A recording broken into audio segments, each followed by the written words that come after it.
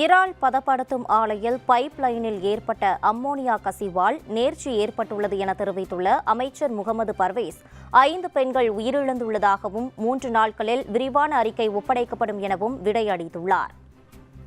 Set Peter and Paul sea food exports private limited company என்ற தனியார் கடல் உணவுகளை பதப்படுத்தும் தனியார் தொழிற்சாலையில் ஏற்பட்ட விபத்தின் காரணமாக அமோனியா வாயு கசிவு ஏற்பட்டுள்ளது. விபத்தின் துரதிருஷ்டவசமாக 5 பெண்கள் உயிரிழந்துள்ளனர் என்ற துயரமான செய்தியினை கேட்டு அறிந்து மாண்புமிகு முதலமைச்சர் அவர்கள் மிகவும் வேதனை அடைந்து அவர்களுடைய குடும்பத்தினருக்கு ஆழ்ந்த இரங்கலையும் ஆறுதல்களையும் தெரிவித்துக் கொள்வதோடு முதலமைச்சரின் பொது நிவாரண நிதியிலிருந்து தலா 2 லட்சம் ரூபாய் உடனடியாக வழங்க உத்தரவிட்டுள்ளார்கள்.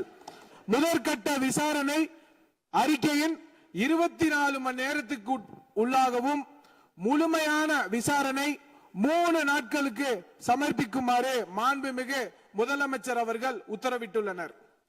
இனி வரும் காலங்களில் இது போன்ற விபத்துகளை தவிர்க்கும் பொருட்டு ஹசார்டஸ் இண்டஸ்ட்ரிகளை உடனடியாக குழு அமைத்து ஆய்வு செய்யவும் மாண்புமிகு முதலமைச்சர் அவர்கள் உத்தரவிட்டுள்ளனர்.